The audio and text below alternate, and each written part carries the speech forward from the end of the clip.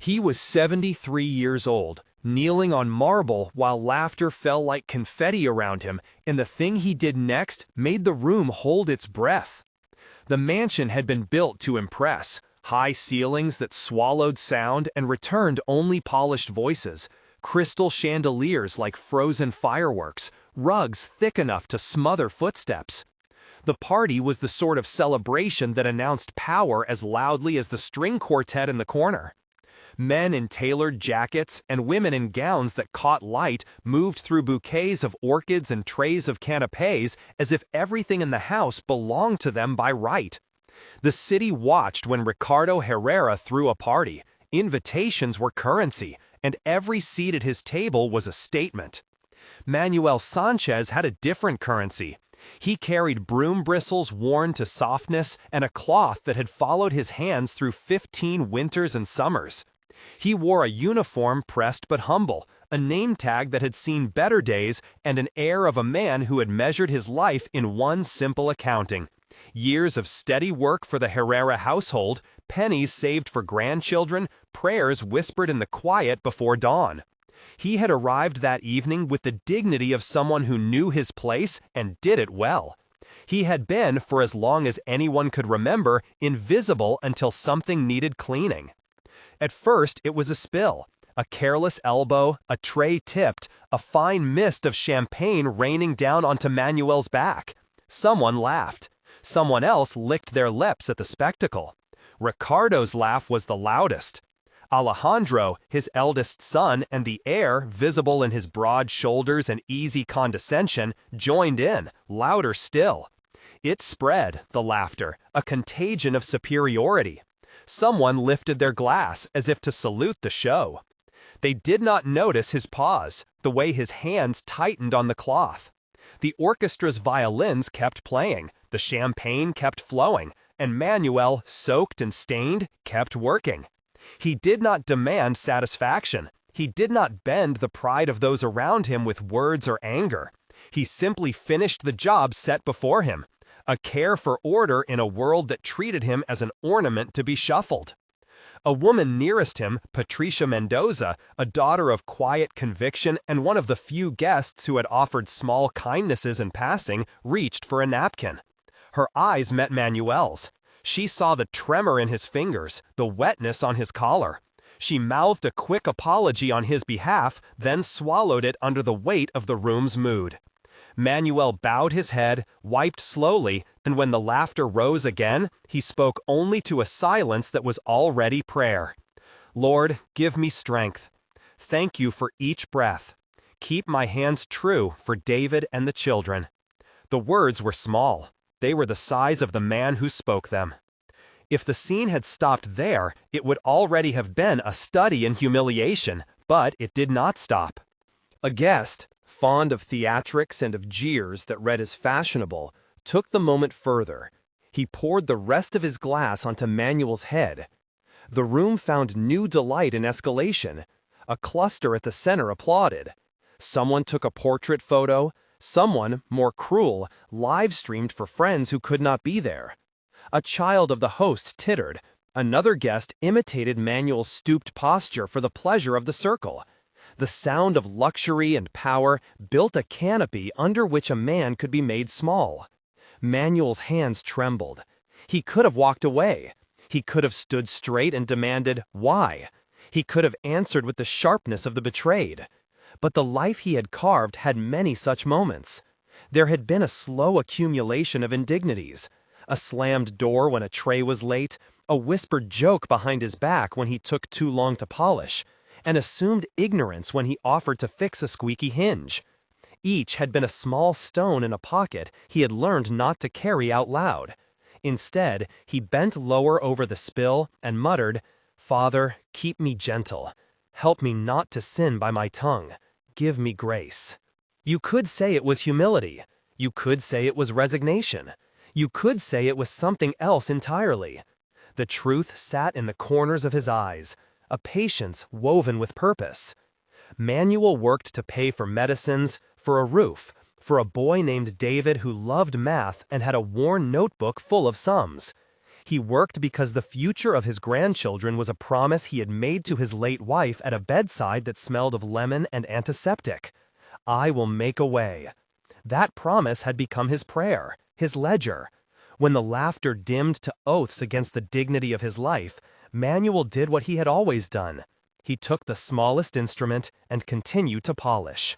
At the edge of the room, Ricardo watched with a half-smile that had turned into a habit. There had been a time when he remembered a different kitchen, a mother's hands raw from work, a father's calloused palms. He had known want. He had, in younger years, made vows that money would save him from that hollow ache. Ambition had a way of erasing sympathy. Success, he had learned, is a kind of altar.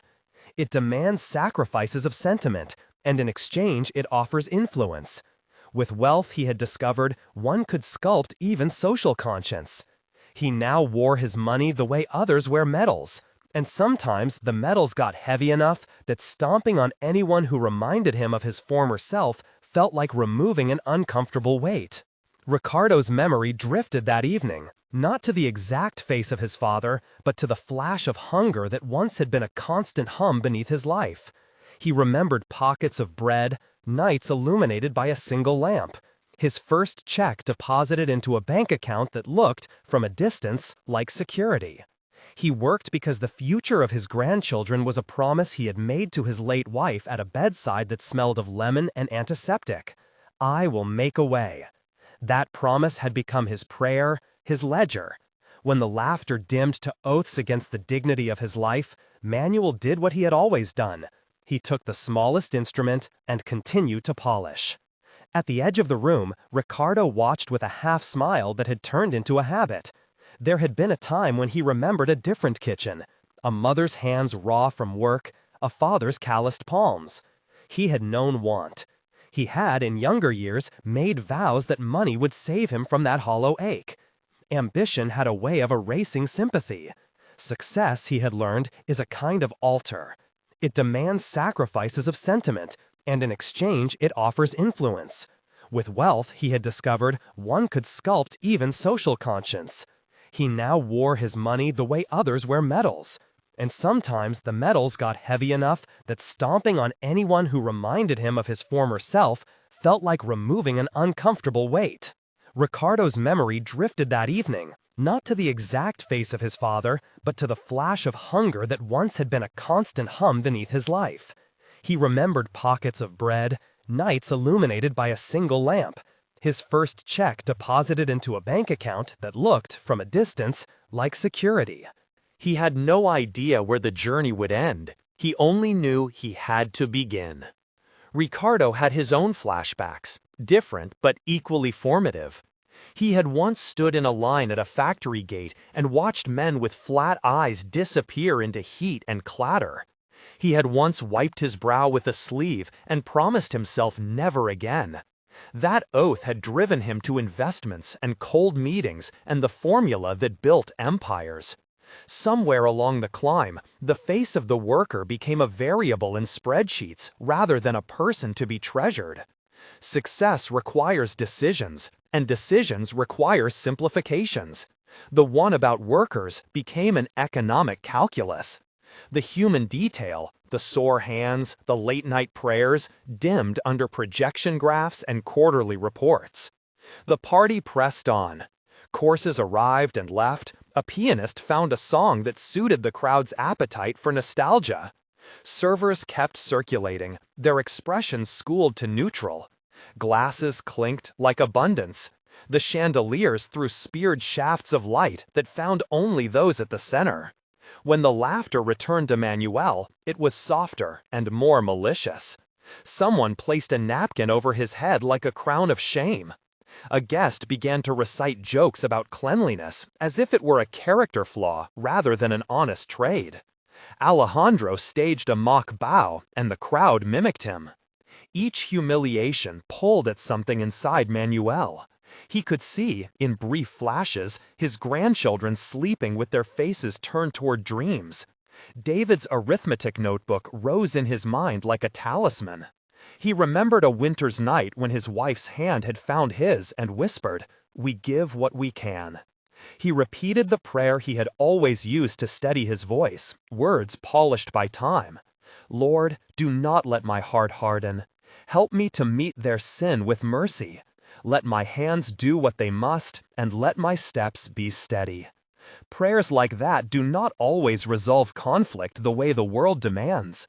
They do not put a shield on the skin, nor stop a camera from capturing shame. But they do something else. They anchor the soul. Manuel's prayers were not transactional. They were petitions for strength to do what needed doing. The difference between asking God for victory over someone and asking for the grace to be kind and suffering is as wide as the ocean. Manuel asked for the latter. As the evening darkened into a particular cruelty, an old woman at the periphery, a former benefactor of Ricardo's foundation who had come more out of civic habit than comfort, whispered to Patricia, "It's wrong." She had been the kind who signed checks to look compassionate, but felt the ache now in the bones of her conscience. A younger guest near the patio photographed Manuel's stoop and sent it in a message with a laughing emoji. Some in the room applauded such cruelty as if it were humor. Others, who had not thought themselves heartless, found themselves laughing because everyone else was. He did not consider that his climb had been built on backs like Manuel's, because to consider that would be to admit a debt he had not repaid. The rest of the night unfolded in a series of small torments. A guest stepped on Manuel's broom as if it were an enemy. Another tucked a napkin into his collar like a badge. A man in a dark suit singled him out for a prank that left Manuel shaken. Each act was filmed, each smirk amplified. Yet through it all, Manuel held a quiet center. When someone shoved a chair so that he would trip, he steadied himself, and when someone felt they had to humiliate further, they discovered that their cruelty stopped at his humility and began to spiral into a discomfort they could not entirely name. Between these moments, one of the orchestra players, an immigrant who had once been helped by a boy with a mop, paused mid-bar and looked directly at Manuel. Music is often the first to notice when the world forgets to be kind. His bow trembled. A note drew itself sharp as an arrow, and then the piece wound into a minor chord that sounded like a question rather than a celebration. People turned, some with irritation, others with curiosity. The minor chord settled into the room like a small cold wind. It was then that Patricia spoke, not with the theatrical boldness of accusation, but with the quiet steadiness of someone who refuses to be complicit. "Stop," she said, as if to a child. The word was modest, but it carried weight. For a moment, the sound seemed to ripple through the marble and rest on the necks of those who were laughing. Heads turned. Drinks paused halfway to mouths. The laughter loosened. "Why?" Alejandro shot back. "It's a jest." "Because there's a limit," Patricia answered. "Because he's a person, Alejandro. Because tonight you chose to be cruel." Her words landed like small stones. Ricardo looked at her as if she had interrupted a good story. "You didn't have to say that," he whispered, annoyed. But something in his chest tightened. He had a reputation to manage, and one dissenting voice at a party is a delicate problem. He smiled at Patricia in the way of a man who wants to return the evening to its designed arc and, at the same time, not appear to have been rattled. Manuel stood taller than his frame suggested. He accepted the sweater with a nod and continued a task. He did not make a scene. He had learned, across decades of labor and prayer, how to be still in a world that liked to move at the speed of spectacle. He had learned, too, that sometimes the smallest acts, a prayer, a refusal to retaliate, a steady hand, are the ones that shape the future. At the end of that first block of the evening, the party hummed with the aftertaste of its own indulgence. Cameras had captured the laughter and the spill. A few guests had turned away, unsettled. Someone had whispered an apology to Manuel as they passed. Someone else had found humor and saved it for social media. The room, however, had not reached its moral conclusion. The next movement was yet to come. If you have ever been at a gathering where the powerful demean the weak, where laughter hides a sharpness meant to cut rather than amuse, tell us below. Have you seen someone mistreated and not spoken up? Share it. Your voice matters. The night pressed on, but beneath the music and the glitter, something had shifted. A nervousness threaded through the crowd like a new scent. The gestures of privilege lingered on hands that did not seem to notice. Outside, the city's lights blinked like distant stars, indifferent to human cruelty. Inside, a house that had been designed to announce triumph began to feel for a few people like a stage that had gone too far. Manuel, wiping a railing, moved through memory again. A childhood lesson surfaced, his mother teaching him to mend a torn shirt, her hands slow and patient.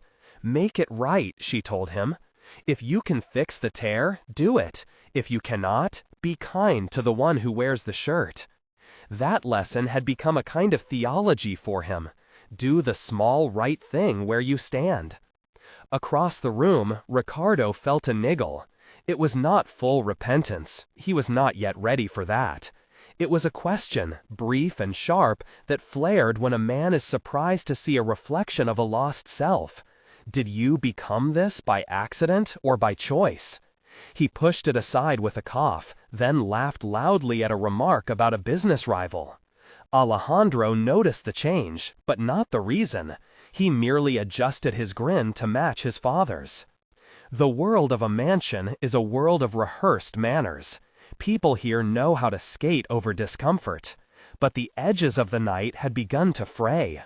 Small acts that had seemed insignificant, Patricia's refusal to laugh, the orchestra's minor chord, a server's tremor, were gathering like dry tinder. In neighborhoods like this, small embers can unexpectedly become bonfires. It was just past midnight when the room took a breath. Conversation lowered, pockets of guests found companions to move with, and for a few minutes the party felt like a living thing that might awaken into something else. Manuel straightened and paused by the grand staircase, hands on the railing. He felt the weight of a night's labor on his limbs and the persistent ache of a soul accustomed to serving. He had a promise to keep, and the promise needed more than his sweat. It needed a way opened. He whispered another prayer, not an outcry, but a petition. "Lord, you see, make a way for them. Give strength to those who need to speak. If you are with me, then be with those children." As the words left him, the tone in the room shifted again, as if some unseen ear had tuned itself to a different frequency. Conversations dimmed. People looked up from their glasses. A hush fell that made the crystal chandelier seem louder than before. The hush was not yet the silence of a revelation, but it was enough to make someone notice the door at the far end of the hall. No one had expected anything to come through that door. The house belonged to those inside, to their plans and their images. Yet when the door moved, when its handle turned and a quiet set of footsteps entered the threshold, there was a sudden, palpable attention that tightened the air. Eyes turned. Glasses were held mid-air. For the first time since the party began, the mood was not chosen by the loudest laugh, but by a curiosity that felt like reverence. Manuel looked up. Ricardo looked up. Alejandro stopped mid-joke. Patricia held her breath. The door opened wider, and a figure moved into the hall. He was neither announced nor expected. For a moment, he was simply a stranger stepping across a carpeted threshold. He carried nothing obvious, no banner, no introduction. But there was an unmistakable calm about him, an economy of motion that made the room's noise seem excessive. He leaned a hand on the banister and looked out across the gathering as one might look across a field that needed tending. All eyes fixed on the new presence. The stranger's face was lined with an ease that did not come from affluence, but from a steadier source. He wore a simple coat that barely rustled, and his gaze moved from person to person with a patience that felt like an approach rather than a challenge. For a heartbeat, the room hung poised on the edge of what might happen next. And then the stranger spoke, his voice neither loud nor small, but such that it found a way into the room's brittle places. He said one sentence, and though the sentence itself was not long, the way it landed suggested that everything in the house might be measured by what followed. He said one sentence, and the room heard it as if the chandeliers themselves had leaned in to listen. "Who taught you that a life can be measured by another's humiliation?" the stranger asked, and the question landed like a bell in a place that had been, until that moment, mostly sound and not much conscience. He did not raise his voice. He did not condemn with the theatrical flourish of a public scold. Instead, he looked, calmly and directly, at Ricardo as if he were looking at the ledger of his life and reading aloud what had been written there without his notice. "You built walls to keep an old hunger from touching you," he said. "But hunger does not die behind walls. It waits on the other side and asks to be remembered." Ricardo's mouth shaped a retort and then closed. Words that had been practiced in boardrooms evaporated in the presence of that unadorned stillness. The stranger's gaze traveled through the room and landed on Alejandro with the same steady mercy. "And you," he said to the son, "you learned to laugh as protection. You thought cruelty could be clever, because you were never taught the courage of gentleness."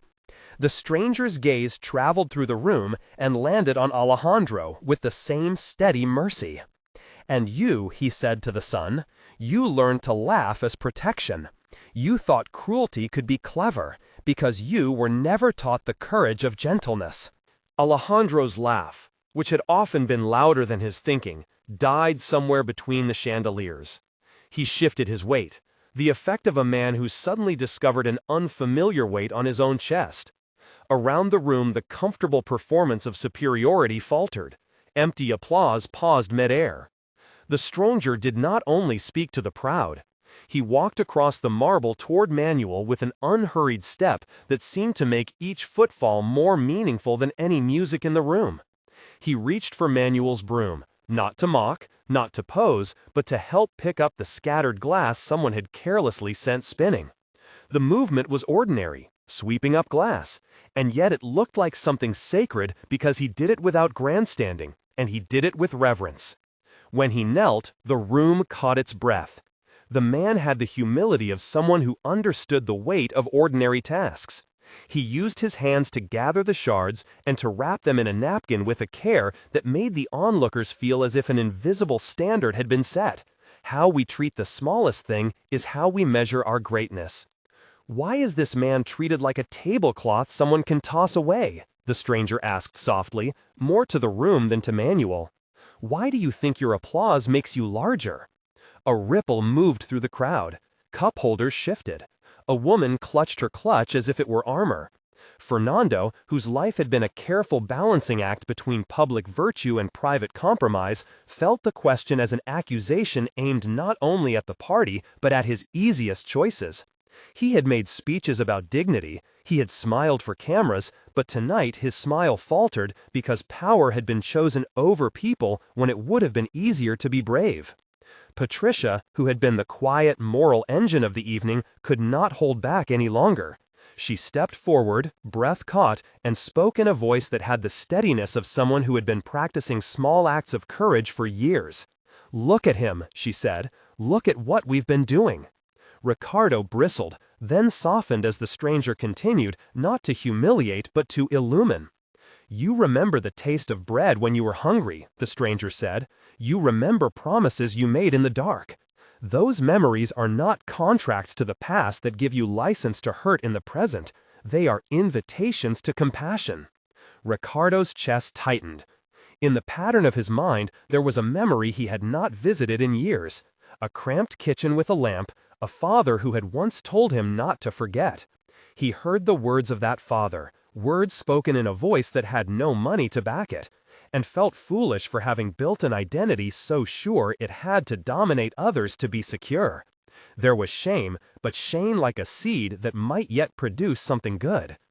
"Who are you?" Ricardo asked before he could stop himself. The question was simple, naked, with the need to name what had unsettled him. The stranger looked at him with eyes that had seen long wrongs and long prayers.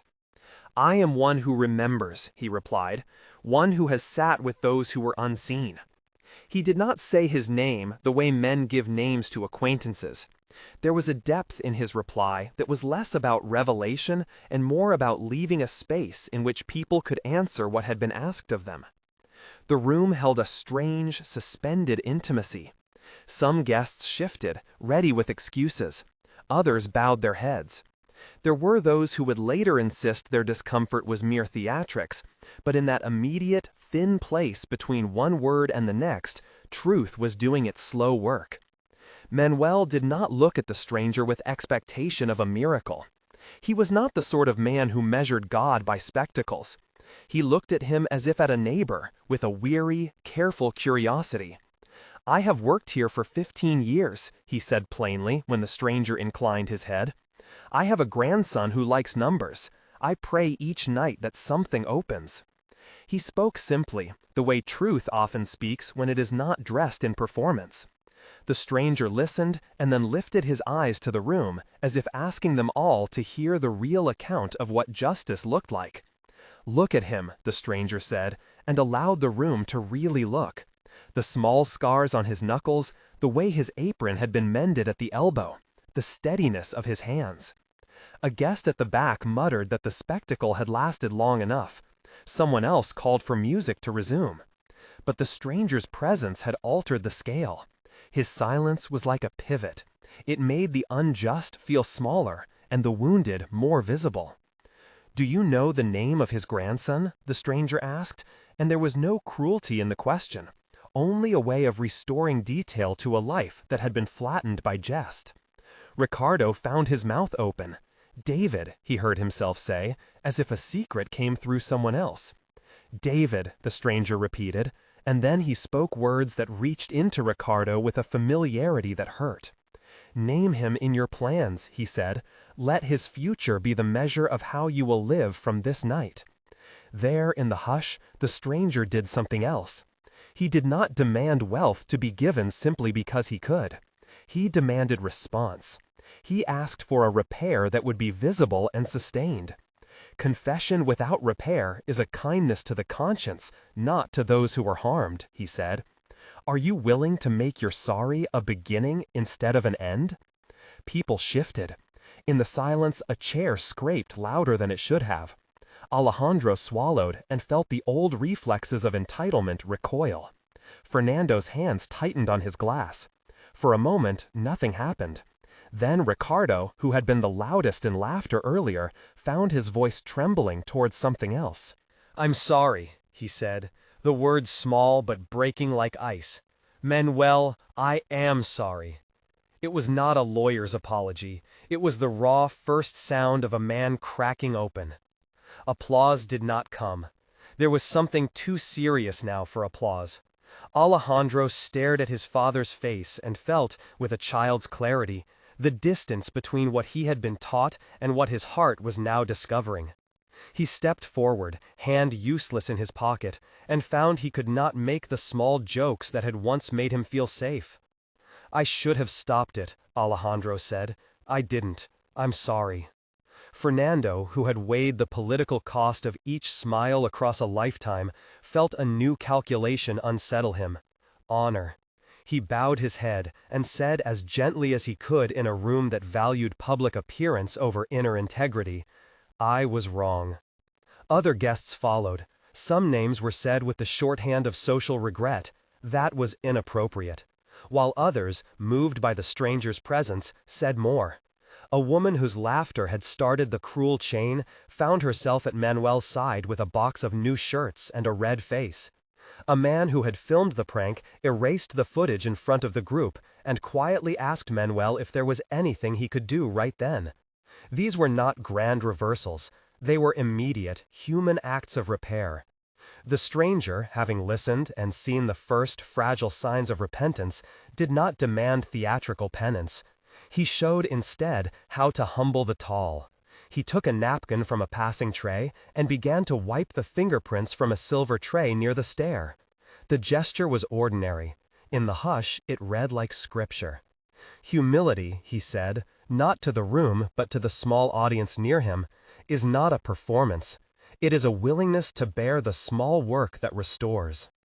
Here the room changed in a way that could be noticed later as more than an emotional spike. Some acts followed that evening which were concrete and immediate. Individuals offered Manuel clothes. Someone insisted he take a seat at a table for a warm dish prepared in the kitchen. A young woman from the city's labor union, there to talk under other pretenses, stepped forward with information about rights and benefits for longtime household staff. Patricia, who had once tried to bridge the social divide, moved with the clarity of someone whose patience had become action. She asked Ricardo, quietly but firmly, "Will you do more than apologize tonight?" Ricardo, still unnerved, nodded. He found himself saying things he had not practiced aloud. "We will create a fund for the educational needs of those who work in my home. We will review contracts. No one who keeps this household should be at risk for their children's future." His words were tentative, yet the stranger's presence had made the cost of inaction more expensive than making promises. The stranger, watching, turned slightly and said, "Actions measure words." Let the first steps be concrete and public. Let those who were mocked be heard in the decisions that affect them. And so, without fanfare, Ricardo named a small but immediate gesture, a commitment to pay for a term of David's classes and to open a review of payroll and benefits for everyone who served at the house. It was not generosity as spectacle, it was a beginning. Alejandro, whose bravado had been the armor of insecurity, surprised himself by offering to sit with the house staff and listen. The offer sounded clumsy and new, but it was an offer of vulnerability. The politician, Fernando, felt the stranger's look like a mirror. He had spent careers in speeches about dignity and had not always chosen policies that made dignity practical. He stood then and made an unusual promise. He would use his position to propose a modest, local ordinance that would require fair, documented employment terms for domestic workers in private households the way there were protections for workers in public institutions. It was the kind of measure that would be ridiculed in certain circles as impractical, but the stranger's presence had stirred something deeper in him than reputation. He realized words unbacked by measures were a brittle veneer. There was resistance. A woman at the far end of the room pulled her shawl tighter and muttered that this was an overreach. A gentleman who had filmed the incident earlier now complained that the crowd was making a spectacle of their own sensibilities. Not everyone was changed by one night's quiet conviction. The stranger did not scold them. He simply continued, turning to the ones who had been wounded. "Manuel," he said, "what do you need?" The question was direct and practical. It did not ask for forgiveness as if it were the only thing that mattered. It asked what repair looked like. Manuel, whose life had been a ledger of small accuracies, felt a strange weight lift because someone had asked him, finally, to speak the particulars of his need. "Work that is steady," he answered. "Medical help for days when the body gives out. A chance for David to learn well. Respect. That is the thing I cannot buy, but it costs nothing to give." The simplicity of his reply made the room uncomfortable because it revealed how little was required to restore dignity. Steadiness, care, opportunity, and respect. Ricardo, deeply moved, reached into his pocket for his phone, not for the press release he would later compose, but to make the promise public to the very staff whose labor had been treated as an accessory. The stranger did not stand in the center and accept honors. When Ricardo asked him, with a voice that begged definition, "Who are you really?" the stranger looked at Manuel, at the staff, and at the gathering with such tenderness that a few guests began to weep quietly. "One who walks with those who are made small," he answered. "One who calls us to remember our humanity." Fernando kept his word in a way that surprised even his critics. He drafted a modest ordinance that would require registered documentation of employment terms for domestic workers within the municipality and introduced it with an emphasis not on grandstanding but on practical legality. Clear contracts, a minimum number of guaranteed weekly hours, employer-sponsored health consultations, and a city-backed scholarship fund supported by a voluntary industry contribution for the children of long-serving staff. It was not perfect and faced pushback, but the proposal made the issue public and difficult to ignore. It was a signal that a moral conversation could become structural attention. Patricia, no longer content to be a quiet conscience in the background, partnered with local community organizations to create a listening council composed of domestic workers and household representatives. The council's first work was to draft a code of practices for private employers: respectful working hours, access to health care, annual reviews, and a clear channel for complaints. It was grassroots, practical, and led by those who had been treated as an afterthought. The most visible of the new measures was the scholarship Ricardo funded, initially modest and then expanded by support from business friends who were moved by the stranger's presence. David, Manuel's grandson, received a place in an after-school program for mathematics and later a partial scholarship for a vocational training course. The sight of Manuel walking David to his first class, his hand steady around his grandson's small shoulder, was a simple image that made the city papers for a day. But what mattered more than headlines were the days when David studied, tenacity growing like quiet light. There were, of course, tensions. Not all of Ricardo's peers welcomed his change. Some criticized the new policies as unnecessary regulation. Others wondered aloud if his moves were motivated by guilt and not by conviction. There were legal debates over the reach of municipal codes into private employment. Fernando faced political costs for his involvement. Alejandro had to work hardest of all, because growing beyond a learned contempt required not only public acts but private re-education. He took on the uncomfortable work of attending meetings, hearing testimony, and carrying the ache of recognition when he realized how complicit the culture had been. Manuel's life did not suddenly become easy. Old aches remained. The body's limitations did not melt with a politician's press release. But there was a new steadiness in his work and a new level of respect. His wages were adjusted, a modest medical plan was set up for long-serving staff, and the scholarship payments meant David could study without Manuel selling an heirloom. The family scenes that had once been small and private widened. Manuel's daughter came to visit his employer's house with a different tone in her voice. There were conversations now in which the staff had a say. Roses do not grow overnight in such gardens, but small things began to feel differently.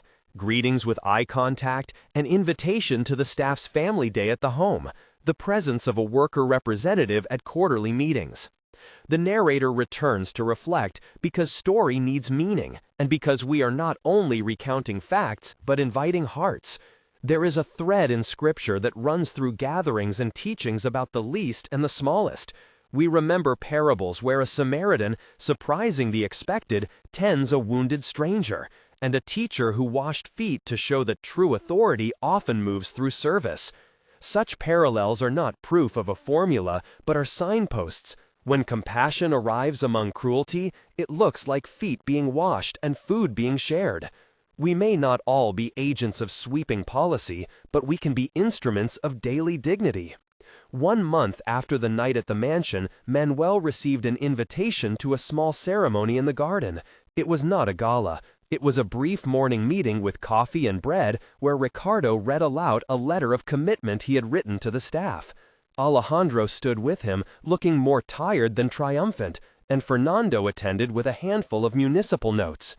Those who had been present the night the stranger entered watched as colleagues and staff members signed a covenant, practical terms for employment, a fund for school fees, and a schedule for regular meetings. The covenant was not a solution to every injustice, but it was a humble thread woven into the fabric of a city where such threads were rare. There were whispers that the stranger's appearance had been orchestrated, that it had been some kind of performance. Those whispers missed what had happened. The stranger did not command spectacle, he asked questions and set an example. He did not declare an ideology, he asked for practical attention to humanity. He stirred a conscience and then stepped back, leaving room for people to act. Some did, some did not. That is always the test. In the months that followed, Ricardo faced a different test. the temptation to perform virtue for public image. He took pains not to let his moves become hollow publicity. He worked to involve independent monitors and to open the Foundation's books for scrutiny. Alejandro found himself traveling to neighborhoods he had never visited, sitting in small chairs in community centers, listening to stories he had never been asked to hear. Fernando fought to craft legislation that would be enforceable without criminalizing private households who could not comply.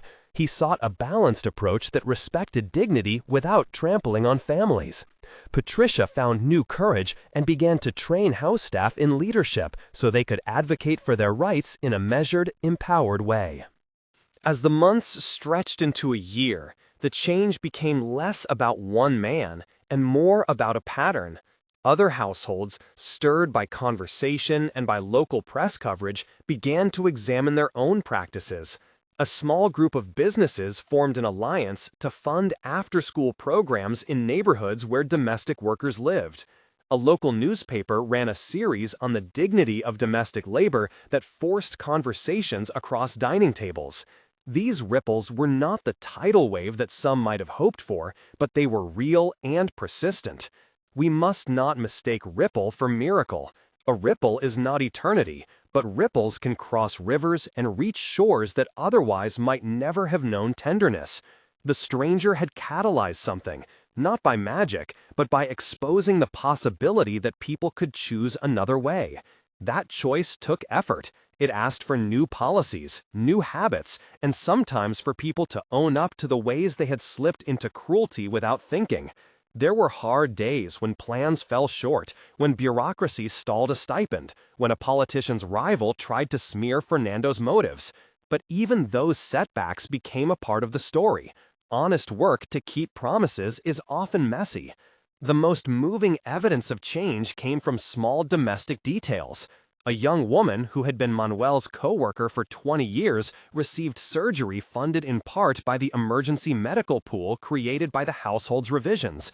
Her gratitude was visible in her slow tears, and the staff circle around her was fuller with people who now felt less alone. David, stronger in his studies, tinkered with a crude radio in his room and was accepted into a technical program aided by the Foundation's scholarship. Manuel held the acceptance letter with hands that had cleared many tables and told the story again and again to neighbors who came by to congratulate them. "We kept a promise," he would say, and there was a humility in that statement that shone like a steady light. Ricardo's relationship with his own daughter, which had frayed under years of misplaced priorities, began to mend in small, stubborn steps. Shared coffee, a visit to the neighborhood where staff lived, and a listening tour arranged by Patricia. He learned, painfully, to be present without performance. Alejandro, who had once equated strength with dominance, found a new vocabulary for leadership, one that involved asking questions and stepping back when necessary. The city, too, shifted its conversation. A debate began about labor laws and private rights that required nuance and compassion. Fernando's ordinance passed after iterations and amendments, not because of rhetorical show, but because of sustained advocacy from a coalition that included household staff themselves. The law did not fix every injustice, but it created a baseline that had not existed before. Contracts were clearer, grievance mechanisms were accessible, and a modest fund helped with children's school expenses when employers contributed. If the narrative were to insist that this happened because one man in a coat said a few words, it would be a simplification that would insult the messy reality of change. The stranger's presence mattered because it pierced complacency and set in motion the human work of repair. The rest, the policy drafts, the scholarship committees, the long conversations, were the daily tasks that followed when people decided that they could not allow the past to govern their conscience. There were also personal reckonings. A series of journal entries that Ricardo wrote in the months after the night were revealed to be less about business plans and more about a man learning to be accountable. In them, he admitted his fear of being small and how that fear had once been disguised as success. When asked about them, he could not perform righteousness. He could only say, "I am learning to be a man who remembers that my success costs others unless I make it right." Alejandro, too, began to tell a different story in private, about a young man who thought dominance was the route to security, and how hard and freeing it felt to stop proving himself in that way. People do not usually change overnight, and both men would have to prove their commitments over time. Their first steps, visible and imperfect, were nevertheless steps. A year later, Rafael, the politician who had been a rival to Fernando and who had once joked about the impracticality of regulating private households, endorsed an expanded program that provided tax incentives for small contributions to educational funds for workers' children. The city did not become perfect overnight, but the signals were clear. Dignity was being moved from a sermon to a practice. In the quieter corners, there were intimate scenes that mattered more than any policy debate. Manuel, sitting at a small table in the modest house where he lived, watched David work on a geometry problem. "You remember the triangle," David said deliberately, pointing at the angles he'd calculated. Manuel could not have been prouder. He would later recall, in a low voice to a neighbor, that the stranger had not done the heavy lifting. People had. The stranger had asked a question and handed them a mirror to see themselves. "I only prayed," Manuel would say. "I asked God to make a way, but God came in a man who asked us too." There were some who still refused to see, who avoided the conversation or dismissed it as an unnecessary intrusion into private affairs. There were people who would later insist their donations and policies were motivated by image. Redemption does not always ideologically purify motives. It requires actions that are sustained beyond motive. And in the months after that strange night, many of the actions kept going. The narrator now slows because this is the place to look clearly at what the story asks of us. What does it mean that a simple, humble prayer was heard? What does it mean that a stranger's quiet word could catalyze such a human cascade? We are tempted to look for a formula, pray X and miracle Y will happen. That is not what this story offers. Instead, we see a pattern. Sincere prayer anchors the soul. Unexpected compassion catalyzes conscience. Genuine repentance requires tangible repair. Systemic change emerges when personal responsibility is translated into instruments for others. We can draw brief biblical parallels not as proof texts but as lenses. The stranger's kneeling to pick up glass can remind us of a teacher who washed feet to show a different kind of greatness. The neighbor who did not pass by the wounded man offers a model for practical care when it is inconvenient. But these parallels are signposts, not substitutes for action. And there are practical applications for us who listen. Compassion in private is good. Compassion in public is necessary. Apology matters only if it is followed by repair. Policy matters because hearts can be moved by empathy but sustained by law. Here are some small, concrete ways we can live like those who heard the stranger's gentle demand. Notice, see the people around you who are made small by culture or convenience. Say their names. Ask what they need. Speak. If you witness injustice, speak. Sometimes a single voice can break the murmured agreement of cruelty. Act practically.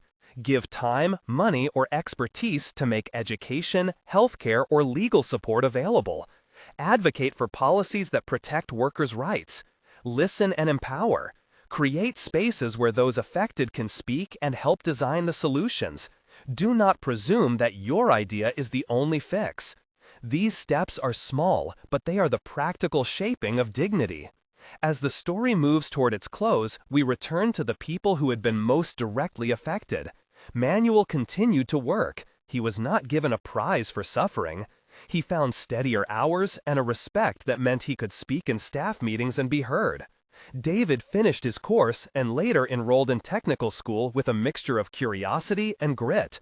Alejandro, who had once valued dominance, now shadowed the Foundation's social programs to learn how to operate in the language of service. Ricardo, whose life had been measured by deals and margins, learned to measure by promises kept and years of steady support. One afternoon, a year after the party, the household opened its doors not for extravagance, but for a small community fair. The staff organized booths about skills and health. Manuel and David baked bread for a table. Ricardo moved through the crowds with an unpracticed ease, listening more than speaking. Alejandro stood near a table where young apprentices showed their work, and Fernando spoke with civic leaders about institutionalizing safeguards for domestic workers. In a quiet moment, Patricia found Manuel by the ivy near the kitchen, and they spoke without cameras or notes. "You kept faith," she said simply. "I prayed," Manuel answered, and then, in a voice of both humor and truth, "and someone else brought a question." The story closes not with a perfect ending, but with a path that had been started, and the knowledge that next steps required endurance. That is the kind of forever the title promises. Not an instantaneous erasure of all wrongs, but a reorientation that changed relationships, policies, and futures in ways that would be felt for generations. Before we part, let us offer a short prayer, for this is a story about the life of the heart as much as it is about public life. Lord, we thank you for the ways you make a way through the small places of our lives. Help us to see the face of dignity in those we pass by. Give courage to the murmured voices who need to be heard, and wisdom to those who can create structures of care. Teach us to repair what we have broken and to build systems that reflect your compassion. Amen. If this moved you, take one small action this week. Speak up for a worker. Give a gift to a local scholarship program. Volunteer an hour to listen, or share this story to start a conversation. Subscribe for more stories that challenge the heart and help us learn how to live with dignity for all.